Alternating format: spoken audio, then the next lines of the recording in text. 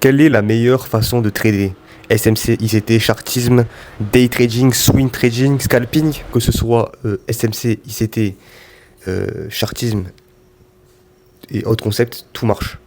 Il faut arrêter de diaboliser le ICT SMC ou de diaboliser le chartisme. C'est juste du marketing, c'est tout. Ensuite, pour parler, exemple du day trading, du swing trading et du scalping, ils ont chacun leurs avantages et leurs inconvénients. Si on prend le cas exemple du swing trading, ça va être bien parce qu'on va avoir beaucoup de temps. Ça va être un grand avantage. Mais l'inconvénient, c'est qu'il faut de la patience. Ça veut dire qu'il faut regarder son trade pendant plusieurs jours, voire plusieurs semaines sur le trade. Et donc parfois finir en négatif pour certains mois, et ça peut être très très frustrant. Aussi utiliser le fondamental, parce que si tu n'utilises pas le fondamental, le marché peut être contre toi, parce que c'est selon les annonces économiques. Ensuite, concernant le day trading, ses avantages, c'est que tu vas pouvoir avoir des résultats du coup quotidiens ou hebdomadaires, ce qui fait que psychologiquement tu vas être moins impacté que le swing, c'est-à-dire que tu vas moins patienter, c'est-à-dire que tu vas rentrer et tu sais que tu vas sortir. Tu sais qu'à la fin de la journée tu vas devoir clôturer. Donc à 18h, ça dépend de tes heures, 21h, on prend part c'est 21h, je sais qu'à 21h je clôture toutes mes positions.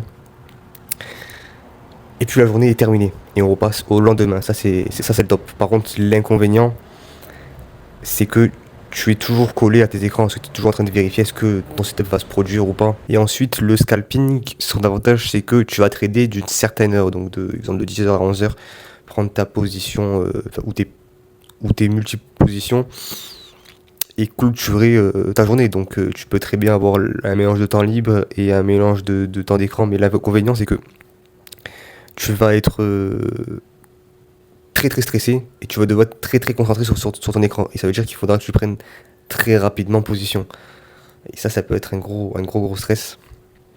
C'est selon le profil de chacun. Si toi aujourd'hui tu travailles, à toi de t'adapter aux horaires qui te conviennent. Est-ce que ça va être plus le swing, est-ce que ça va être plus le day trading, est-ce que ça va être plus le scalping? Ce sont les avantages et les inconvénients, mais le truc c'est que j'ai remarqué que sur les réseaux les gens parlent beaucoup de swing, beaucoup de fondamental, mais la plupart ne sont pas rentables, et la plupart de ceux qui sont rentables, ils sont en day trading ou en scalping. Donc ça en dit long sur le swing. Est-ce que c'est moi, mon algorithme, qui fait que sur les réseaux, je ne tombe que sur des gens qui font du marketing? Parce que la plupart du trading, c'est que du marketing. 95% des gens qui parlent de trading, c'est marketing. Ça, c'est vraiment dommage. Donc on ne sait même pas s'ils sont réellement rentables. Ils parlent juste de trading, c'est tout. Voilà, que des podcasts.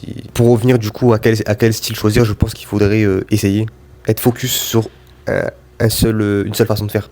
Et être accompagné, ça c'est très très important. Et poser des questions à des gens qui ont de réels résultats.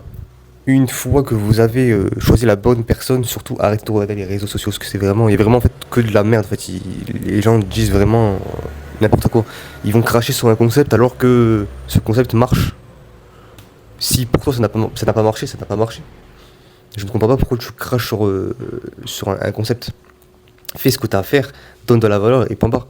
Abonne-toi à cette chaîne si tu veux suivre la réalité du trading. Et dis-moi où tu en es dans ton trading dans l'espace commentaire. A très bientôt.